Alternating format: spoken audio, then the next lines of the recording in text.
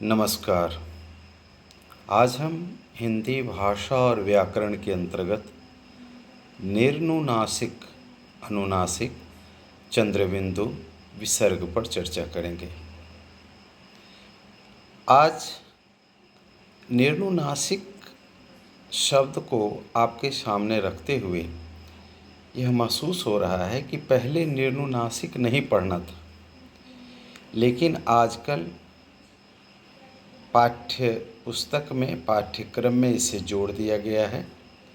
आइए पहले निर्नुनासिक को देखें, यह किस तरह से हमें पाठ्यक्रम से जोड़ा गया है।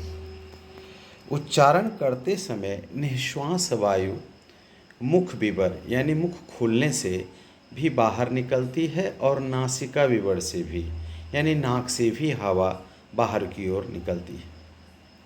इस आधार पर भी स्वरों के दो भेद हैं, एक निर्नुनासिक और एक अनुनासिक। सामान्यतः अनुनासिक वर्णों के लिए दो चिन्हों का प्रयोग होता है, चंद्रबिंदु और अनुस्वार। अनुनासिक या मौखिक या निर्नुनासिक, यदि पूरा श्वास मुख से निकाला जाए तो अनुनासिक ध्वनियों की उत्पत्ति होती है। इन ध्वनियों की मौखिक या निर्नुनासिक भी कहा जाता है। उदाहरणार्थ अ, और से ही दीर्घ आदि। अब देखने वाली बात यह है कि निर उपसर्ग लगा हुआ है, अनु है तब नासिक, यानी कि निड़ का अर्थ करें तो नहीं नासिका, अन है तो अन मने नहीं, अनु मने पीछे, नासिका मने नासिक, नाक। यानी कि जो जिन स्वर वर्णों के उच्चारण में नहीं पीछे से नासिका से वायु निकले उसे अनुनासिक या निर्नुनासिक कहेंगे। यह ध्यान में रखेंगे तो आपको पता चल जाएगा कि यूं ही इसका एक परिभाषा दे दिया गया है, ताकि लोग यह जान सके कि सामान्य तौर पर अनुनासिक और निर्नुनासिक होते। आइए, निर्नुनासिक मुंह से, या लोग ऐसा भी कहते हैं कि निर्नुनासिक मुंह से बोले जाने वाले स्वर वर्णों को निर्नुनासिक कहते हैं, जैसे इधर उधर अपना आदि। सामान्यतः अनुनासिक वर्णों के लिए दो चिन्ह का प्रयोग होता है, एक चंद्रबिंदु और दूसरा अनुस्वार। आइए दोनों के बारे में जानें। चंद्रबिंदु अनुनासिक स्वरों का चिन्ह है। ऐसे स्वरों का उच्चारण नाक और मुख से होता है।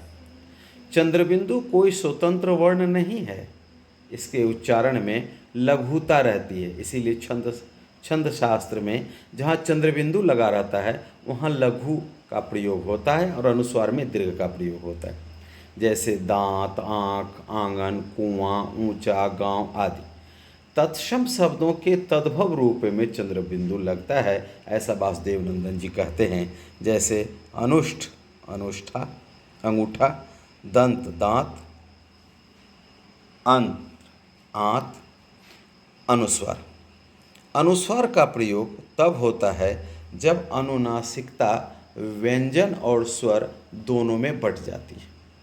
अनुस्वार वास्तव में नासिक के व्यंजन ङ, य, ण, न, म का प्रतिनिधित्व है और पूर्ववर्ती स्वर के बाद उच्चरित होता है, जैसे शंख, चंचल, शांत, कंपन आदि।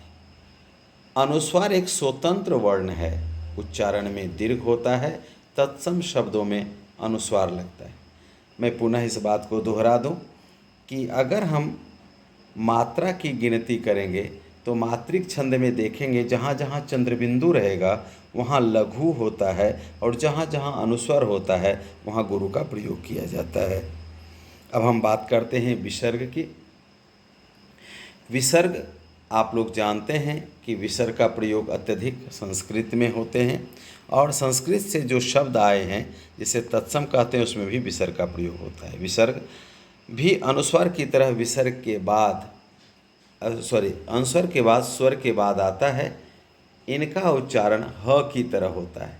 हिंदी में इसका प्रयोग कम होता जा रहा है। संस्कृत में इसका प्रयोग अधिक होता है। तत्सम शब्दों के साथ इसका प्रयोग अब भी होता है, जैसे प्रायः, पयःपान, पुनः, फलतः, दुःख आदि। धन्यवाद।